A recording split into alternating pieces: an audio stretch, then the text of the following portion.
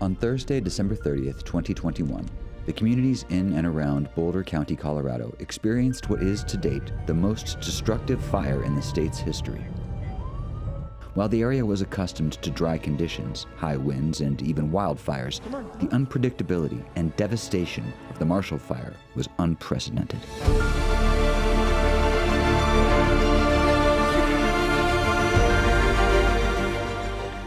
This fire, which started as a wildfire but rapidly evolved into an urban conflagration, was fueled by extremely dry vegetation and wind gusts that reached 115 miles per hour. It burned everything in its path as it jumped over a 6-lane highway with ease. Entire subdivisions were decimated despite the heroic efforts of hundreds, if not thousands, of emergency personnel. Approximately 35,000 individuals were evacuated from their homes with little to no time to grab personal belongings. The fire also threatened a number of residential care facilities and hospitals, forcing them to evacuate vulnerable and critically sick patients into a healthcare system that was already incredibly stressed due to the COVID-19 Omicron surge and staffing shortages. The following day, New Year's Eve, as snow fell from the sky, the community was able to take in the full impact of the Marshall Fire. Just over 6,000 acres had burned, with 1,084 homes destroyed and 159 structures damaged. While the damage assessment and recovery process is ongoing, it is estimated that the fire caused more than $2 billion in losses. Remarkably, there were no serious injuries to first responders. However, tragically, 2 members of the community did lose their lives. The communities that were impacted by this historic event continue to recover and rebuild their lives.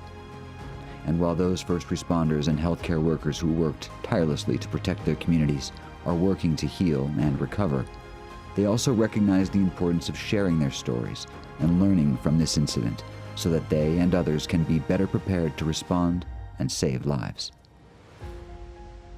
This 4-part Marshall Fire Learning Series brings the stories from fire and EMS responders, the hospital evacuation team, residential communities evacuations, and the efforts provided for regional coordination.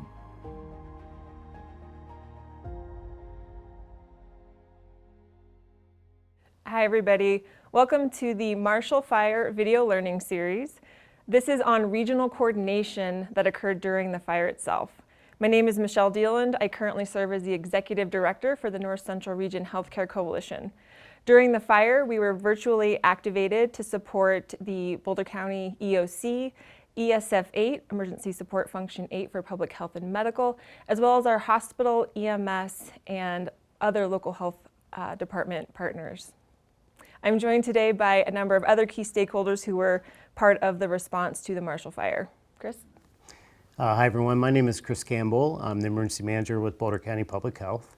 As Michelle mentioned, I worked and supported the Emergency Support Function 8 public health role during the Marshall Fire response, helping in a number of areas, and today our focus is regional coordination. So we supported sheltering and those that had access and functional needs during evacuations during this disaster. We'll talk a little bit more about our roles as we move into the discussion. Hello, my name is Mike Chard. I'm the Director for the Boulder Office of Disaster Management, and I operate the Emergency Operations Center during the disaster and also serve the role as the Disaster Director. During the fire, I think is a good place to start is with the local coordination structures that are put into place when we have a response to something like the Marshall Fire.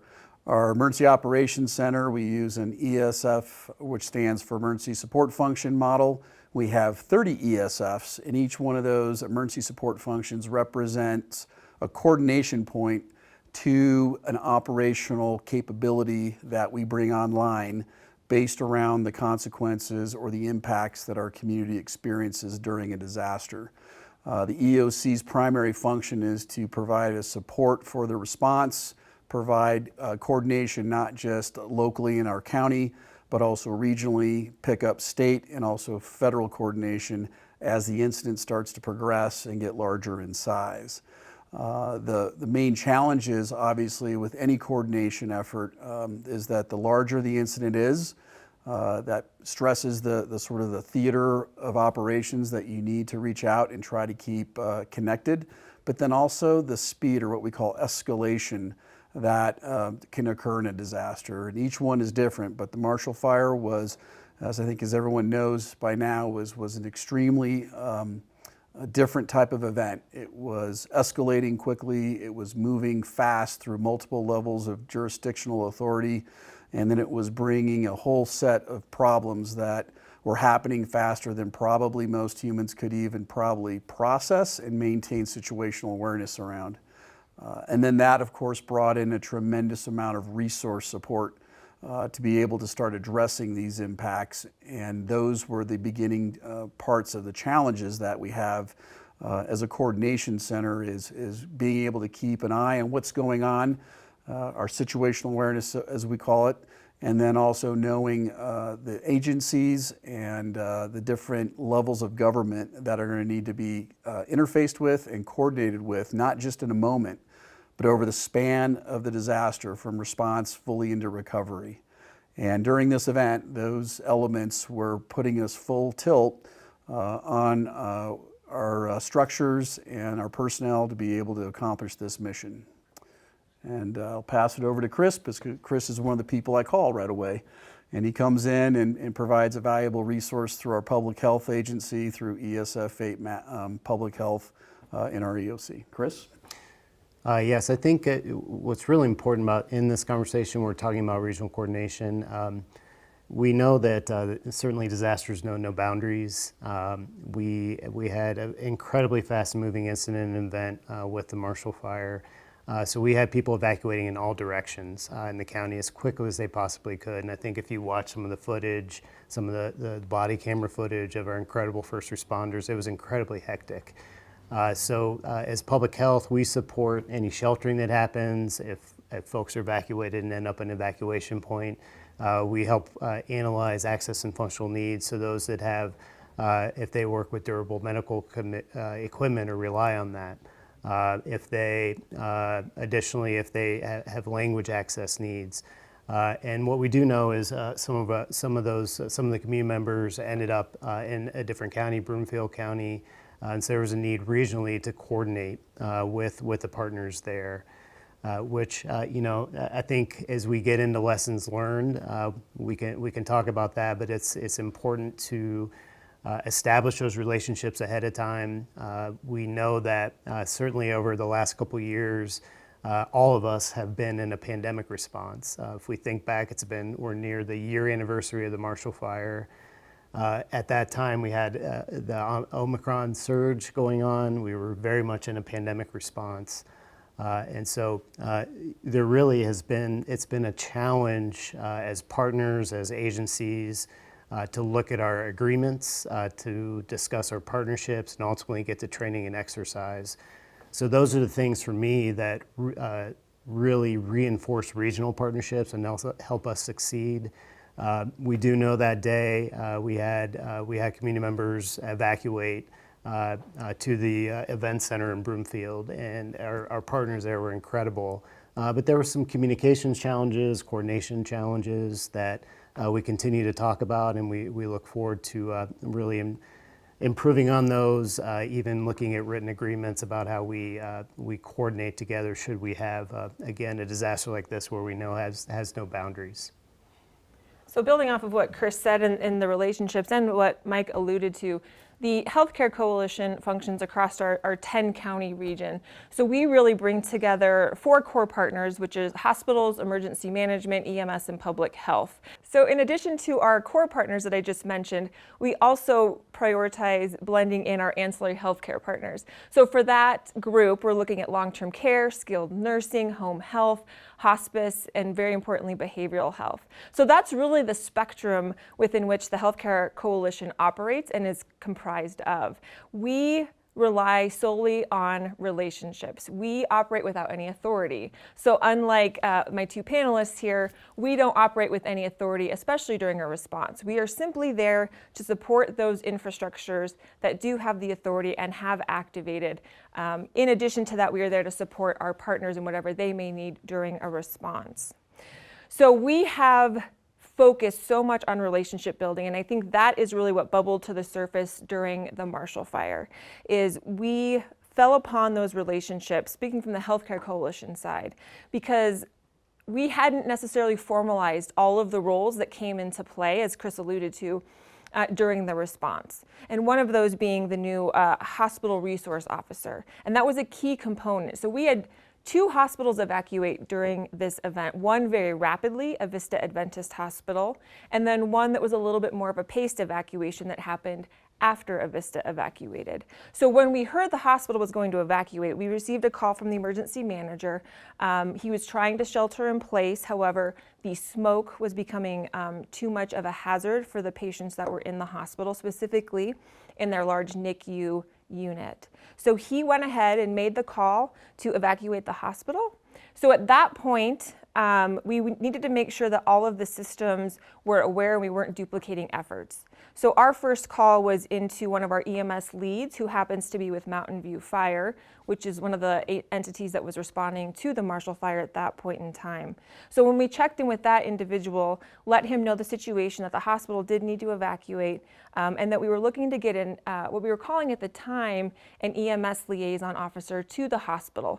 And the goal of that position, which was conceptual in nature at that point in time, was to really link up incident command on scene with the hospital who was needing to evacuate, and also look at the resources that would be needed to move all of those patients to a safe location.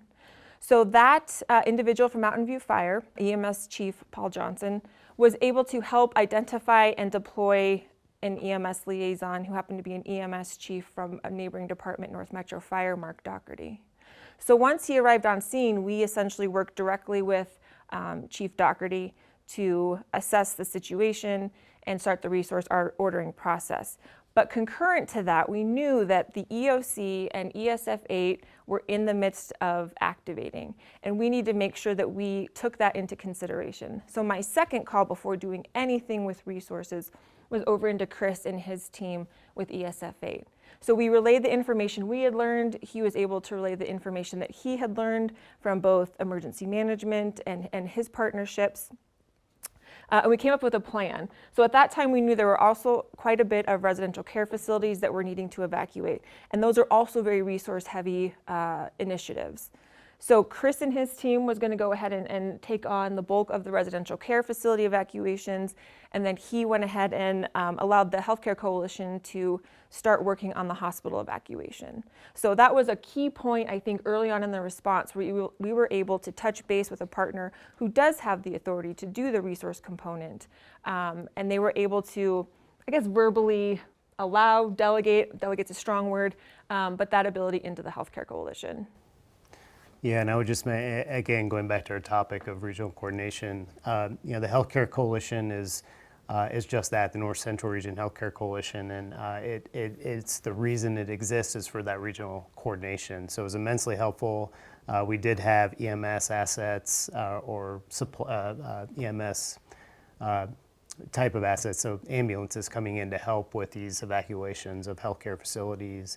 And it was really helpful to have Michelle have that broader picture of the resources that were out there and the Healthcare Coalition. And so we have a coordination plan with the Healthcare Coalition. I think certainly we need to go back and continue to look at that, make sure that that plan captures these types of incidents. We already have, again, Michelle mentioned a resource officer for the hospitals to really help us with that coordination around EMS. Emergency, certainly if ambulances are coming to support in a complex evacuation of a hospital. So I think that is really a best practice for us. It's been immensely helpful and it helped us. Certainly this was a big event in Boulder County, but it required resources from across the region to support the needs in this disaster. When you look at the timing of this event and the evacuations, that I think was one of the unique parts of this, that perhaps created some challenges. I think for people that are hearing this, a lot of times we have assumptions that we carry into an event that necessarily haven't been tested through proper exercising or even through prior events. And those planning assumptions that you have that are going to create operational gaps or difficulties. And I think they were experienced here. You know, the timing of an EOC opening up, we're not 24/7, we have to assemble. I'm bringing in hundreds of people into a system that will eventually provide that support, coordination, and operational management and delivery of resources. But that takes time to bring up. And when you have your disaster moving at a fast rate of speed, it doesn't wait for you to get everything in place before it starts ripping you up. So we had 40,000 people that were being evacuated in a relatively short period of time of 3 hours or less. Within that, the 2 hospitals and 6 long-term care facilities and hundreds of resources surging in from law enforcement and fire. And the confusion of that time is going to be in every disaster. I've not ran a disaster where the first 3 to 6 hours are going to be difficult. You're not going to have perfect coordination. So as Chris and Michelle were talking about, that on the ground ability to reach out, have the prior relationship to know how to get things and coordinate amongst a smaller operational group. We call it taking operational initiative in an area, having the ability to do that sort of at a micro level within this larger organism of a disaster that has got pockets of confusion and a blind spot here, someone's starting to get some traction over here, to someone's really gelling and creating capacity to deal with a problem. And that's what we saw here, I think what Chris and Michelle were describing.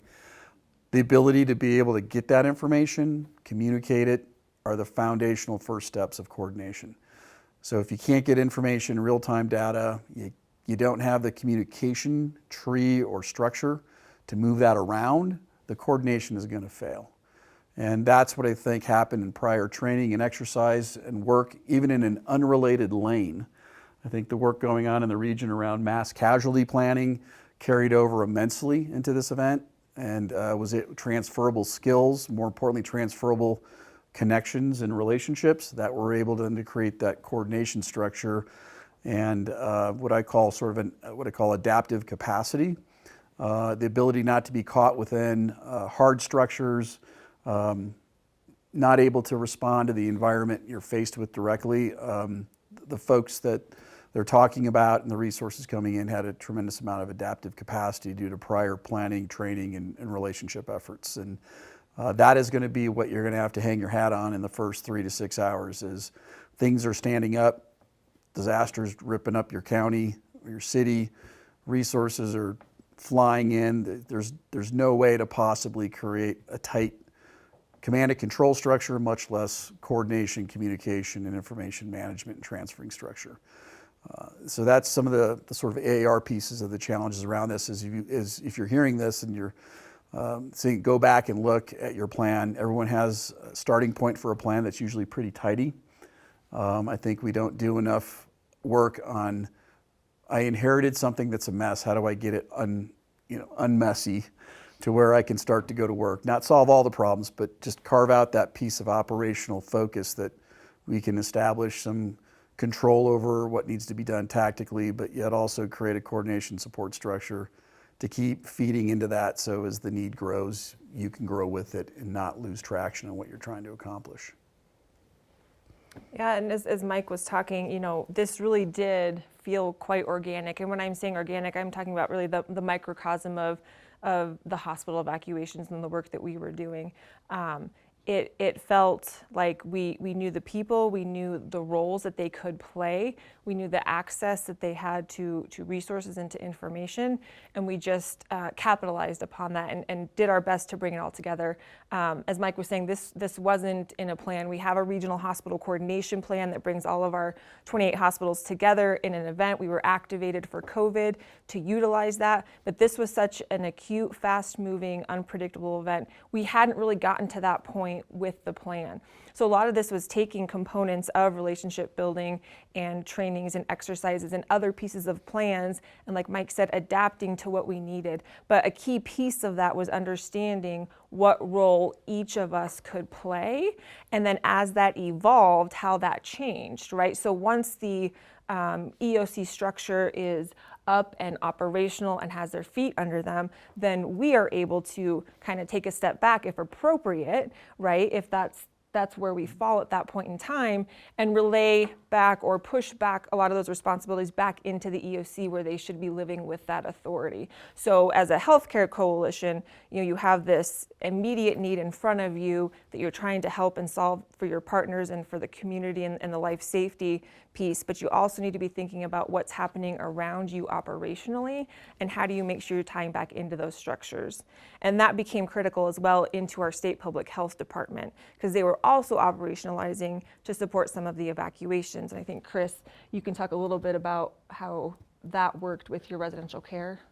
Yeah, absolutely. So, for those that are watching other sessions, we have a full kind of session on this with the long-term care homes, assisted living homes in the community. And I think, as we all know, it's these are community members that certainly the last thing you want to do is probably move them from where they're living. It can be challenging a lot of times they'll need a special kind of transport, which was a challenge for us. And ultimately then where these community members go once they are evacuated. So we certainly, in terms of coordination with the state, we had some best practices and structures in place from the pandemic response. We had teams that had been working regularly with long-term care homes. And we were able to use those, particularly a little longer into this incident, as some other homes that weren't necessarily directly impacted by the fire yet were evacuating, and they helped us just make phone calls and make sure they connected with the homes in the area that were in the evacuation area, make sure they had what they needed if they did need to evacuate, and that was immensely helpful. So as we move forward, and those listening, I would kind of solidify those best practices from the pandemic response, make sure you're still connected with healthcare facilities, with the CDPHE, or if you're in another state watching this, make sure you're connected with those that work with long-term care homes at the state level. So that it's a really, again, these lessons learned are ones I think that we continue to look at. I did want to mention something about really the need to continue to exercise and look at your planning efforts. I think what we see is institutional knowledge, particularly over the last couple of years. A lot of folks have left their roles, their previous roles, and that was really challenging. I think we just had folks that had maybe looked at hospital evacuations, worked a little closely with long-term care homes. They were no longer with us, and so we went back to relationships, and that really helped us. However, we're now really going to take the chance now to dig into training and exercising, look at these scenarios. Again, really look at the partnerships across counties, across borders, across the region. I know we've done quite a bit more work with Larimer County. That's where we tend to see wildfires that more impact Boulder County. But to bring in Broomfield County is interesting, and I think that was unique. I think it's this fire is going to change changed our focus a little bit as a community, knowing that these types of fires can go that far into the community like they did. I mean, I think some modeling certainly anticipated that, but this really showed that we need to take a global look at the partnerships really across the region and make sure those are solidified for all hazards, not just wildfires. Yeah, and that's another thing that we really focus on, because we are a regional entity, so we aren't tied to one jurisdiction. We really do support all 10 counties and the partners located within that geographic space. We were getting calls almost immediately from other hospitals. So our region is for the most part, urban, suburban, densely populated. We have a few areas in the plains. We have some mountain towns that are a little smaller, but we're pretty densely packed with our resources and our communities. And so, jurisdictional lines don't mean a whole lot, especially when you talk about the health and medical realm. So we had hospitals that were in close proximity, but far enough out they weren't primarily impacted, and even hospitals that were 20, 30 miles away, calling immediately saying, what can we do to help? What do we need to know? How do we get ready? What if there's a burn surge event? What if we have a lot of individuals who receive burn injuries and need to be cared for, and we've got these hospitals in the immediate area closing and evacuating?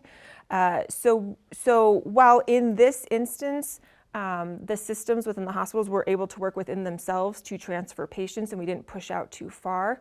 It's an important note for us to keep in mind not to get tunnel vision into the specific area, but ensure that we're capitalizing upon the other partners we have, specifically in the health and medical space, in other jurisdictions, and making sure we're sharing information appropriately, we're collecting information like bed availability, et cetera.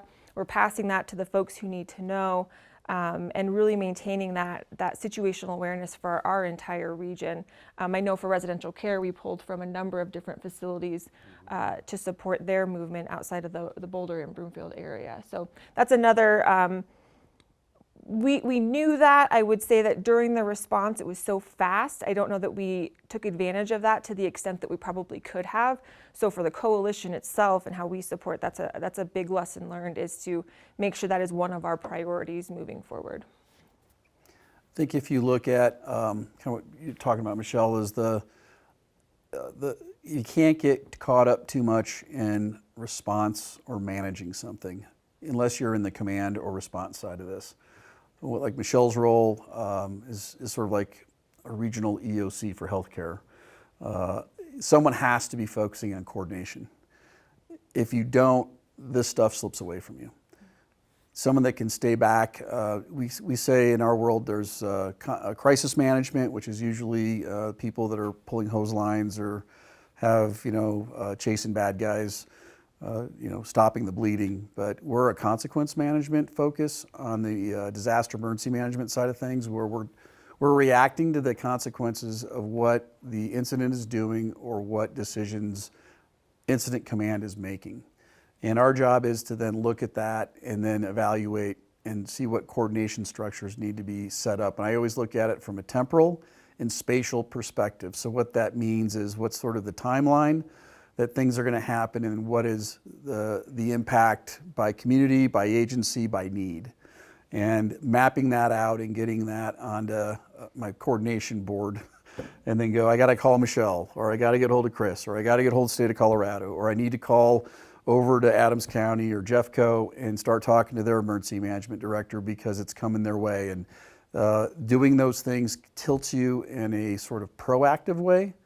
It allows you to see where you need to lean into something, where you need to establish that information, communication line of effort so that the coordination can continue. And I think what you saw and what Michelle did great and others was that this was just not two hospitals that were impacted, because there was decompression going into other hospitals.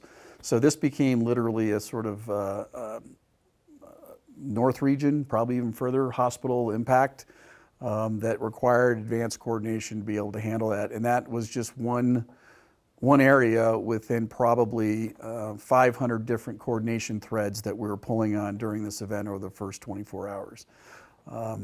So as for the emergency managers out there in hospitals, county level, municipal level, I think the danger is that you get caught up in the incident command and control side of response. That in the first 3 to 4 hours, in my experience, I've been on a lot of disasters. No one's breaking through doors to try to get hold of me from the incident command post, because they're busy saving lives, putting out the fire, evacuating people.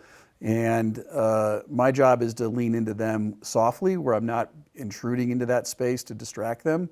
And then eventually that picks up towards the middle to the back half of that first operational period.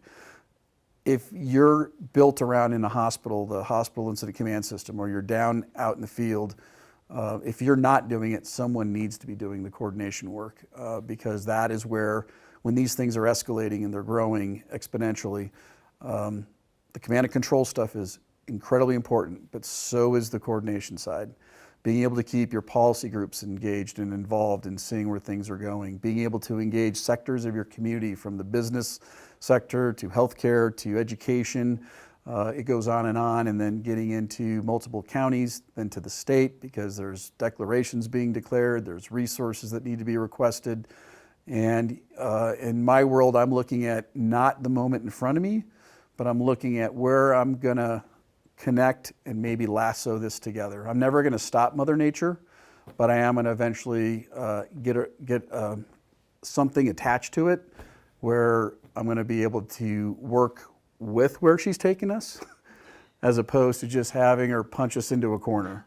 And that means we live in that world of chaos for hours to days, and then eventually things start to grab some continuity, and it's because of the coordination.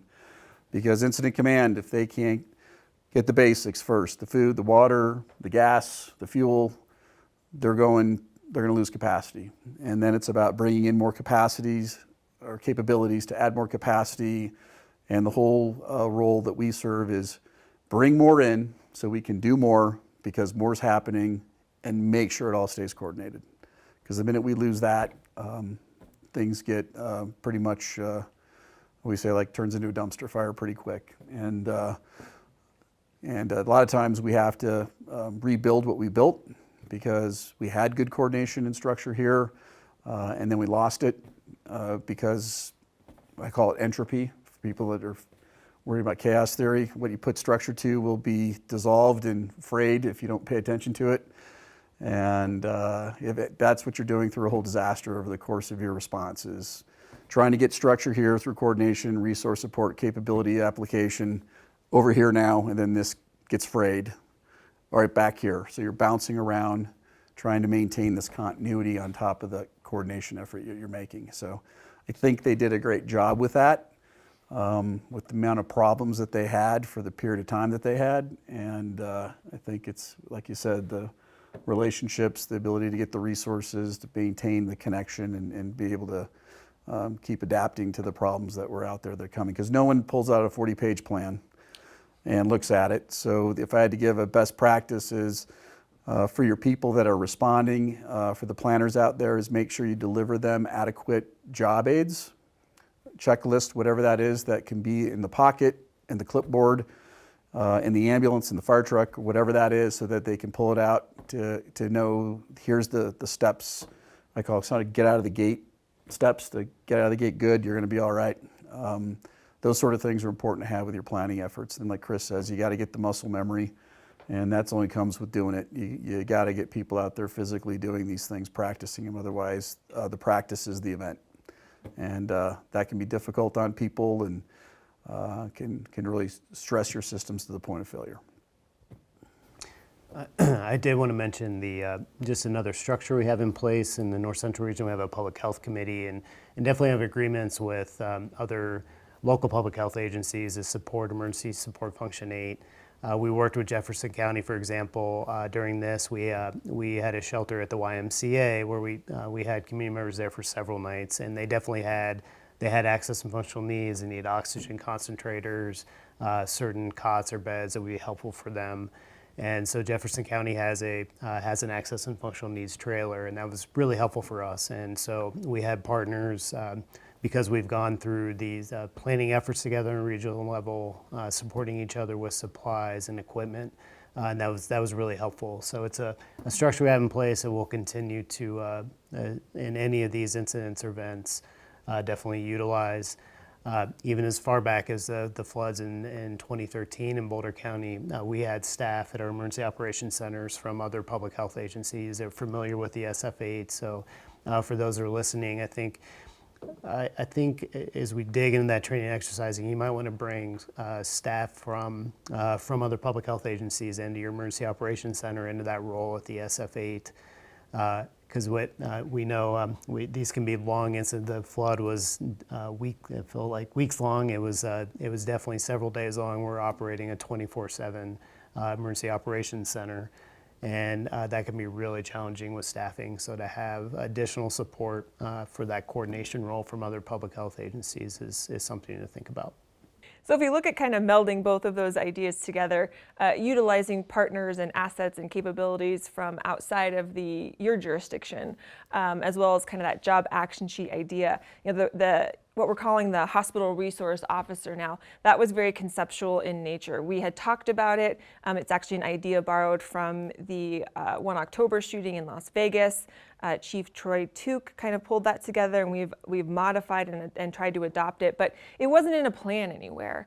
It was really in some heads that were involved, happened to be involved in this. We were working on formalizing it, but we hadn't gotten to that point. So when Chief Doherty, who served as our resource officer for both Avista and the Good Samaritan patient movement process, arrived on scene, we were kind of throwing this together, and that included myself, Chief Paul Johnson, Chris Malyard from Avista, and obviously Chief Doherty. So we basically built that job action sheet as he was going through the process, and that worked okay. So what we were then able to do is, as Avista was terminating their evacuation, patients, staff, et cetera, had all been safely relocated, and they were shutting that facility down. We learned that Good Samaritan, which is a level 2 trauma center, was ready and looking to evacuate as well. And they were going to start with their highly critical intensive care unit patients. And so before Chief Doherty could get too far, I reached out to him and said, hey, we need to do a rinse and repeat over at Good Samaritan. So all of those activities and functions and communication bridges that you developed while you were on scene at Avista, do it again, but over at Good Samaritan. We're going to send the resources over there. You're going to meet up with their emergency manager, and we're going to just do this again. So we essentially built that, and he just replayed that again. So I think back to both of these points, what we're doing now with the position is building job action sheets so that it doesn't have to be Chief Doherty who is on scene. It can be any, fire, EMS, even law enforcement, position that can show up and know what their core initiatives are going to be, and how they're going to carry that out will be determined by the event and who they're working with. But they know what their core objectives are.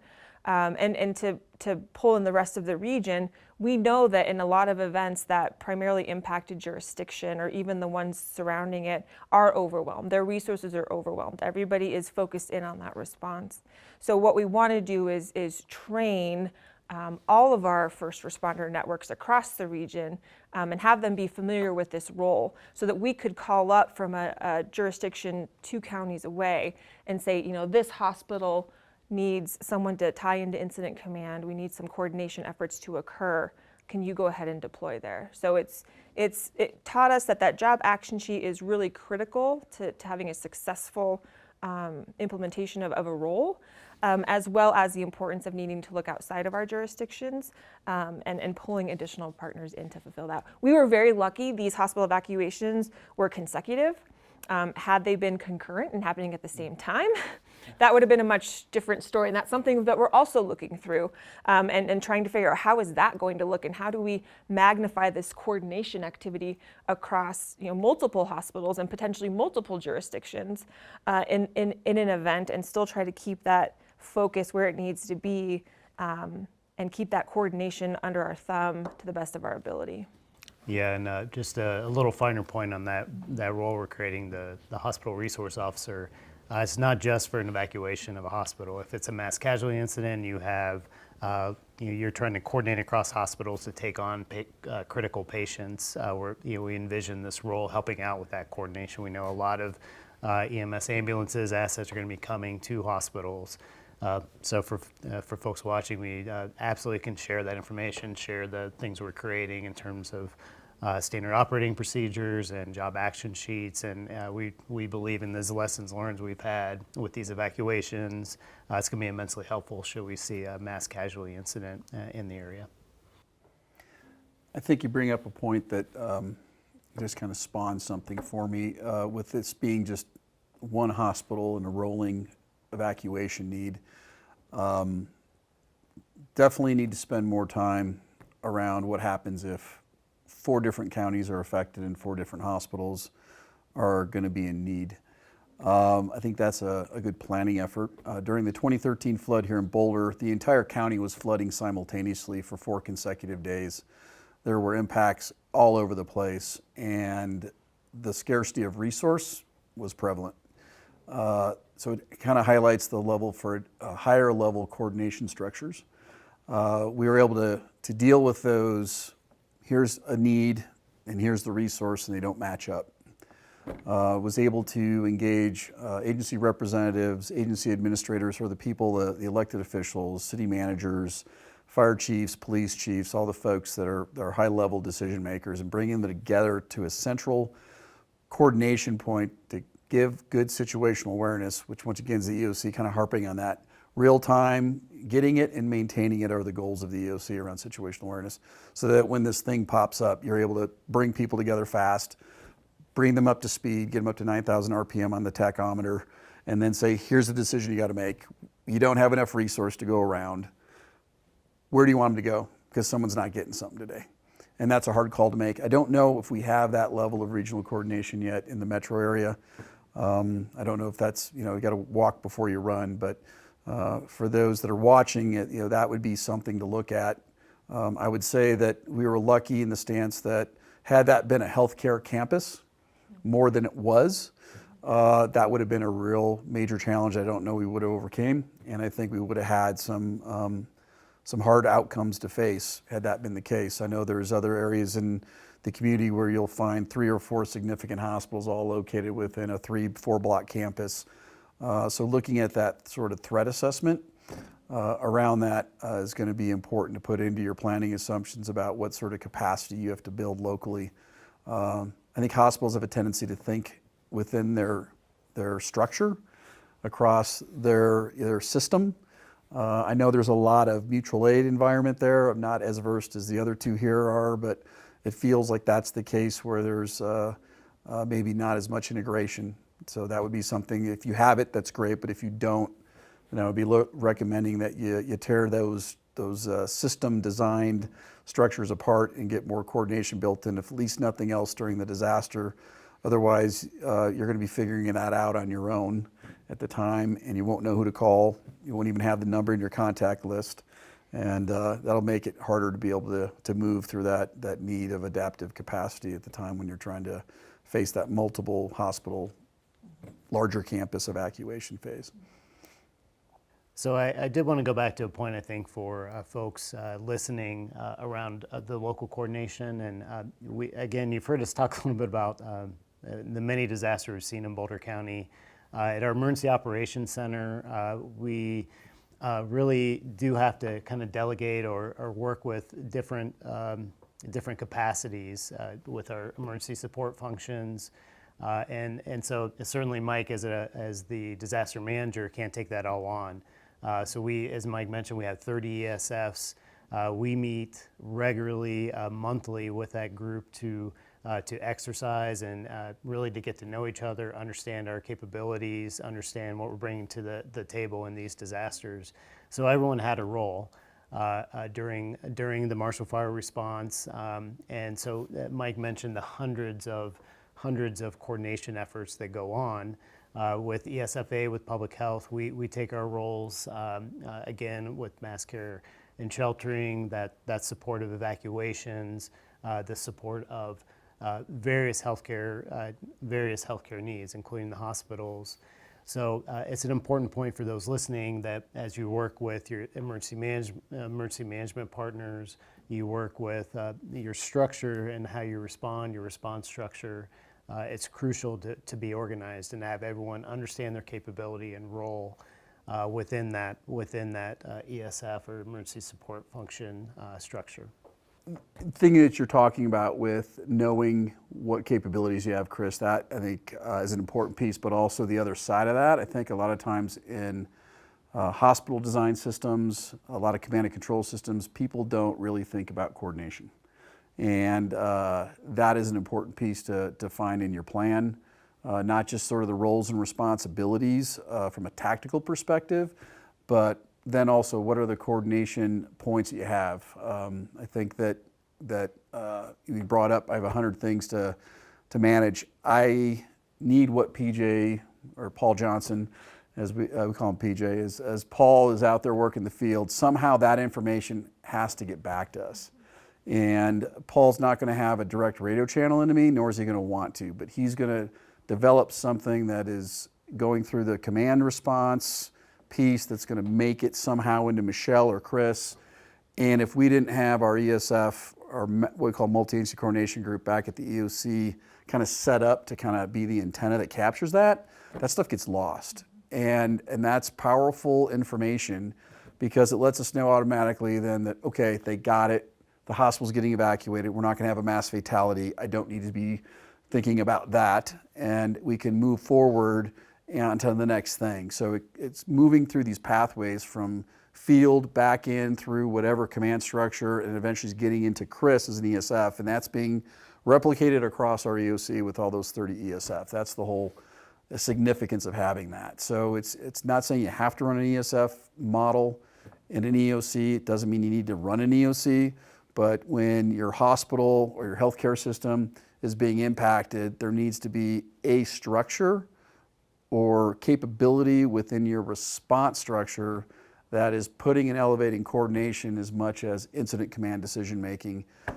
It's less required and prevalent when you're dealing with a lower complexity incident, but when you're getting into these disaster environments, and I've been through quite a few, the coordination is as equally important as the command and control decision making. And if you don't have those two things in equilibrium, things will suffer, and you'll find that you will experience a lot of variance in your response and the capacity that you're able to maintain longer term. So yeah, and Mike, getting to a common operating picture and situational awareness, we've heard this group mention that a lot. It's that is what is helpful there. So each ESF, it's for a few staff to hold that knowledge doesn't work. Mm-hmm. So we're coordinated with the Healthcare Coalition. We were coordinated with Broomfield as well. And so bringing that information in a regular briefing was critical. And as clearly this fast-moving event unfolded, we were like anything that would happen here. Initially you're piecing things together with that common operating picture, and as we got further into the day, Mike felt comfortable as a disaster manager that the hospital's being evacuated, understands what's going on there. Us at ESF8 or Public Health is coordinating that, and we move on to the next coordination issue. So that's it's really important. I think it's something I've experienced working with this group, and Mike mentioned our multi-agent coordinating system. I do think we're very good at situational awareness and starting to create that common operating picture, because we're just more efficient in how we work with each other that way. Yeah, the next piece of that too is kind of pivoting to another layer is talking about how it comes from the field into the EOC is that I'm working to bring in the state. So we have field managers that will respond to our EOC. They'll set up camp.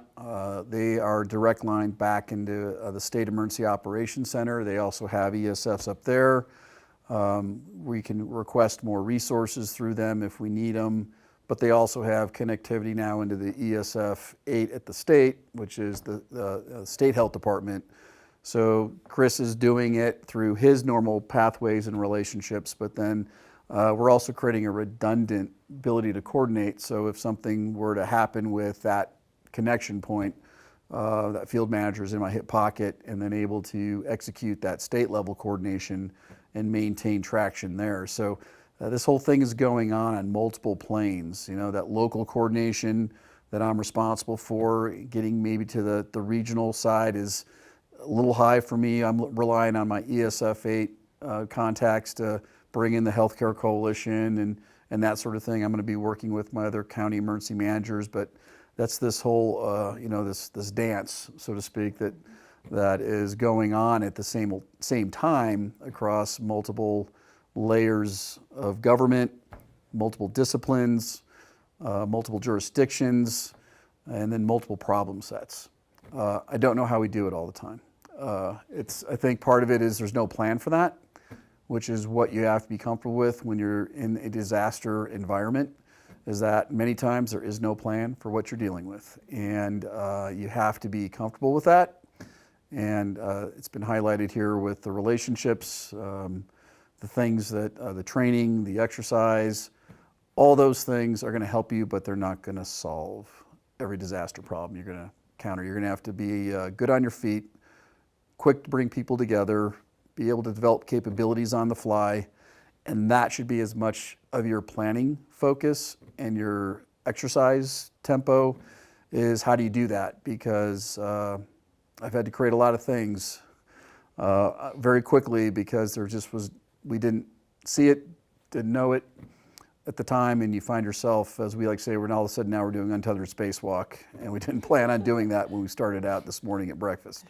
So that's that adaptive capacity, to give it more of a formal name that I was talking about earlier, is if you don't have that in your hospital system and that's not in your DNA, you're going to be like a very strong oak tree in a very strong wind that's just going to either hold the day, and then when you can't, you're just going to snap. And there will be no, so to give you the metaphor, is be more like a willow in a disaster than the mighty oak is the way to be. Just speaking on the common operating picture piece really quick in the hospital side, and that adaptability. So, this fire was moving and people weren't really sure where it was going. I mean, it was unpredictable. So we had other hospitals who were looking at potentially evacuating, both during the Avista evacuation and the Good Sam. So what we were able to do was keep them in the loop about what was happening at these other hospitals that were closer to that kind of impact point, and then they could make decisions and adapt to what was available or not available and what was the priority at the time. So we had a facility in Broomfield who was looking to potentially evacuate, but they knew resources were heavy into Good Sam, were just finishing up at Avista, and that was the priority because of where the threat was. So what they were able to do with that information, and knowing that Good Sam had just kicked off their evacuation, so they weren't close to being done, is they were able to start to order resources that are internal to their system down from other regions and up from other regions, a private ambulance provider, and start to bring those resources together and sort of stage them. So if they did have to pull the trigger, they were doing everything they could to not pull from what was already going on. So again, I think that shows adaptability, because if your hospital is going to evacuate, most folks would say, well, we're going to get all the EMS providers we can and we're going to get them moved out and da-da-da-da. That's great. But what if those EMS providers are already at a hospital level 2 that's in the middle of an ICU evacuation, right? You can't pull them from that, right? So then what do you have to do? What's your next step? But having that common operating picture and understanding what's going on around them, I think was crucial for them to be able to set themselves up to be successful, but also not take away from the other evacuations, the other events, the other needs, life safety needs that were occurring in their area. And I don't know if this happened, but because my head was down in another sort of plane of this level of this disaster, but to Michelle's point, the ability to bring that structure together where people can join in and get real-time information is absolutely critical to prevent over-response. And over-response will kill you in a disaster because you do not have enough resources for that. So being in this type of fire, you're talking 120-mile-an-hour winds, we're talking basically a Category 2 hurricane with fire introduced to it. And the rotor action, it was keeping the smoke very close to the ground. Debris was falling into neighborhoods where most times you have a thermal plume that goes up, and people were feeling threatened by this fire, and some were very threatened, but others were not, as in higher risk level. And these institutions like hospitals and schools and long-term care centers, you just don't evacuate that in 30 minutes. So the ability to get them into a coordination structure to get real-time information, so they are thinking, should we be starting to pull the trigger on this or not, is critical. And I don't know how that went because I wasn't totally privy to that, but I feel like at some level that went well, but I don't know how it went beyond maybe a certain regional aspect to it. So it's probably something we need to do. So Chris, Mike, go ahead. Well, I like anything, there's areas where we can improve, but that structure we've talked about. So with the North Central Region Public Health Committee and those partnerships we formed, the North Central Region Healthcare Coalition, Michelle was helping coordinate that. We have a coordination plan. That was the structure. So it did provide situational awareness. Our hospital partners, we meet regularly with them, with the emergency managers, so they knew here's where you get information. We know it's impacting Boulder County. So we send out we basically say that the plan has been deployed and here's how we're going to coordinate. Most of it's done, I think, by email. I don't know if we ever got to the coordination call. I was doing a lot of things. But we definitely have coordination calls where then folks can get situational awareness, and if it needs to be real time, it's that phone call to Michelle and others to really understand the situation, and if you should be setting up, being prepared, or doing some of that pre-work.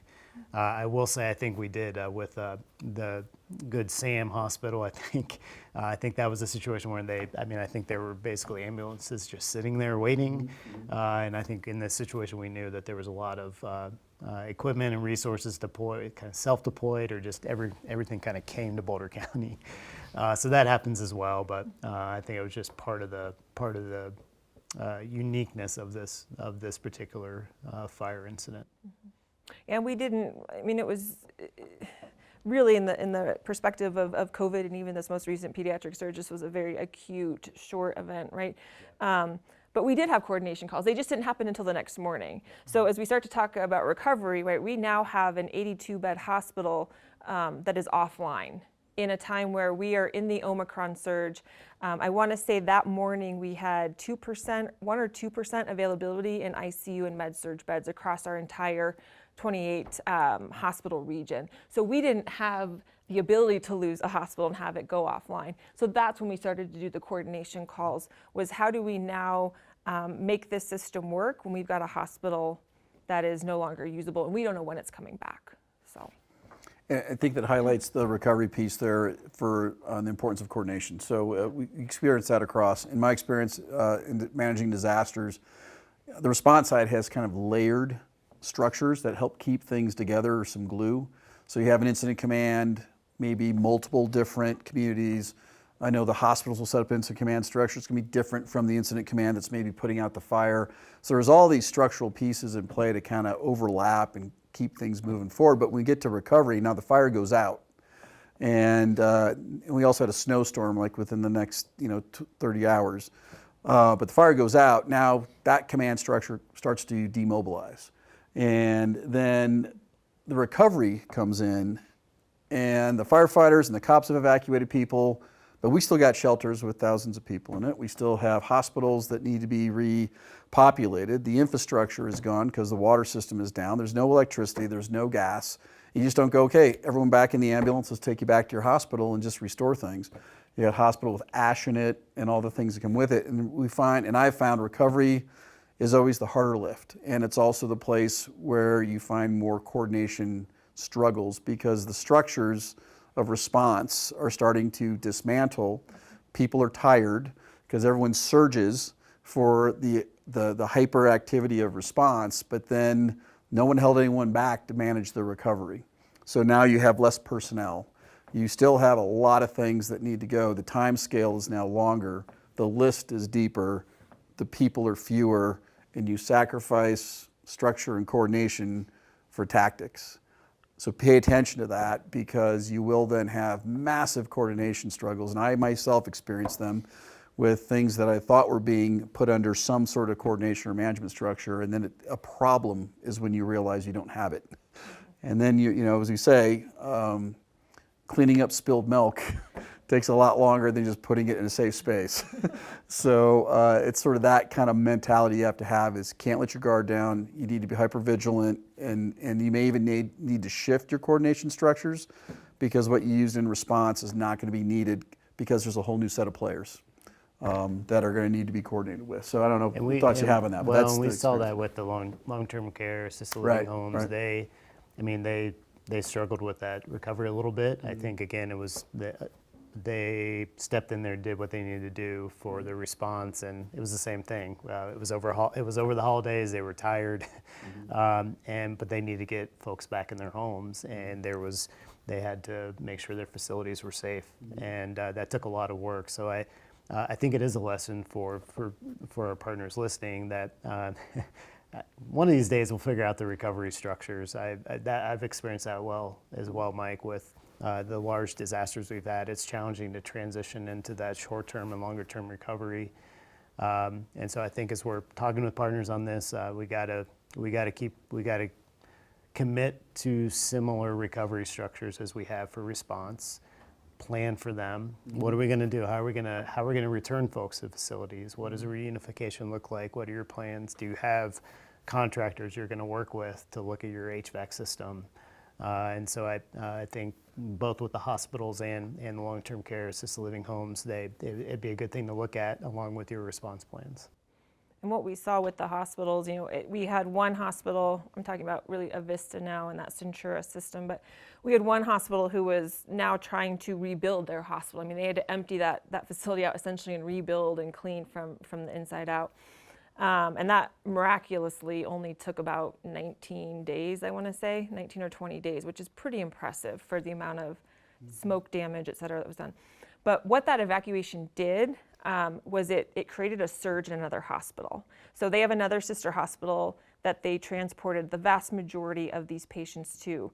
And it created almost an unmanageable surge then at this next hospital. So while this one is cleaning up and empty and they're putting a lot of resources in here, you've got another facility that is trying to now manage this extreme volume, some of critical, NICU babies. So that was a lesson learned, I think, on the hospital side is try not to create that secondary surge. So that coordination even on the back end is important so that you're not creating another problem in another area. Every exercise you do in every event, no matter how large or small, you need to spend time doing hot wash debrief, AAR cycle, and then gathering those things that are difficult, the gaps, getting them to improvement plan, and this is where everything fails, is that people will do the hot wash, they'll do the debrief, they'll write the report. It goes into a mythical place where everyone assumes that it's going to somehow fix or develop the capabilities that you identified as needing to be worked on. And then the next disaster becomes the first time you realize that no one did anything with it. So I just want to really highlight that the after action report is important, but more importantly, the improvement planning, figuring out what it is you need to work on, putting into a POETI model, which is an acronym for, do you have the right plans? Do you have the right organization? Do you have the right equipment, the training and exercise to go back and fill those gaps, and looking at it through that lens to make sure you're in a continuous improvement model is important. That's what we've done in Boulder, every incident, and that has led to some strong DNA and has helped us through the many multiple disasters that we've handled, or the many that we've handled at the same time, that without that cycle of everything, we would not have the capacities that we've had. And doesn't mean we're perfect. We have so many problems that we need to work on and gaps, as everyone does, because everything just changes, but it closes the gap. And I think that's important to highlight here. So if you don't have that strong ethic or commitment from your organization, whoever is responsible for that should be a high priority for you. Thank you, Mike. I think that's a really good point to end us with our discussion on regional coordination today. Of course, I would like to thank both of our panelists for taking the time to participate, share their experiences, share their wisdom, lessons learned, and what they're doing to continue to improve their community and their partnerships. But we'd all like to thank you at home for watching this video and the video series on the Marshall Fire. We really do hope you're able to take at least one piece of information away that will help you and your organization better prepare for whatever may come your way in the future. Thank you.